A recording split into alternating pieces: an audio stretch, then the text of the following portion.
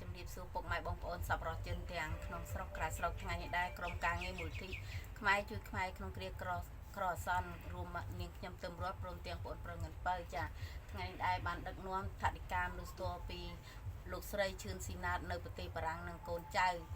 ដែលគាត់មានសទ្ធាជ្រះថ្លាជូនដល់លោកតាលោកយាយដែលគាត់កំសត់ទូលគុតដែលគ្មានទីពឹងចាដោយសារ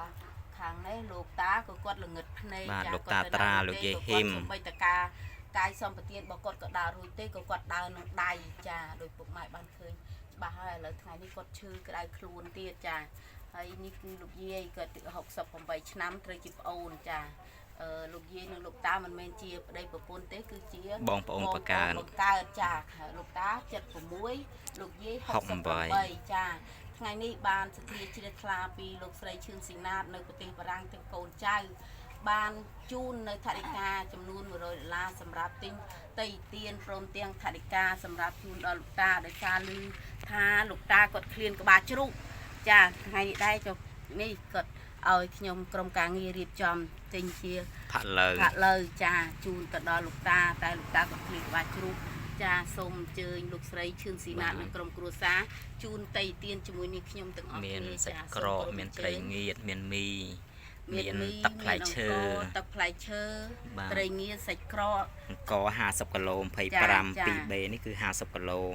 ទឹកត្រីទឹកស៊ីអ៊ីវស្ករអំបិលប៊ីចេងប្រេងឆាខ្ទឹមសបាទព្រមទាំង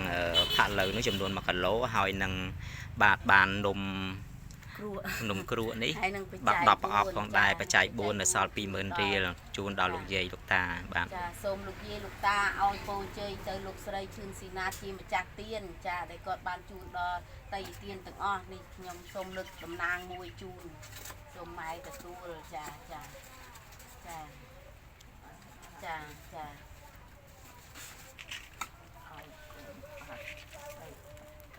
ហើយបាទជួយរបស់ខ្ញុំឲ្យខ្ញុំនេះខ្ញុំត្រេកអរណាស់សូមឲ្យ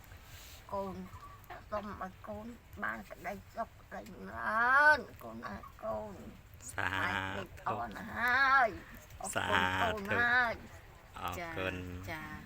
ចាលោកតានេះ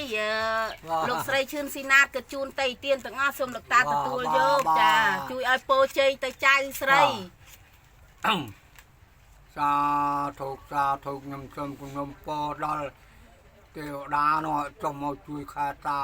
មួយទាំងពីរនេះបាទលោកស្រីឈឿនស៊ីណាតជាម្ចាស់ទៀនខ្ញុំសូមឲ្យទេវតាជួយតាមខែតាយ៉ាងណាសូមឲ្យបានក្តីសុខក្តីចម្រើនសូមឲ្យរកទីមានបានទៅខាងណាក៏បានទៅការងារអីក៏បានទៅខាងណាក៏ដោយទេណាក៏ដោយទៅជុកណាក៏ដោយសូមឲ្យតាមទេវតាតាមខែតារហូតដល់អាយុ100ចុកបាយហូតដល់100សាធុចឹងណាសាធុខ្ញុំក្រុមការងារសូមគោរពថ្លែងអំណរគុណចាងជាជ្រៅដល់លោកស្រីឈឿនស៊ីណាតព្រមទាំងកូនចៅទាំងអស់នៅប្រទេសបារាំងសូមឲ្យបងមានសុខភាពល្អយុវែងកុំបីឃ្លៀងឃ្លាតរោគទូទានមានបានសុខនិងចម្រើនចាសូមគោរពលា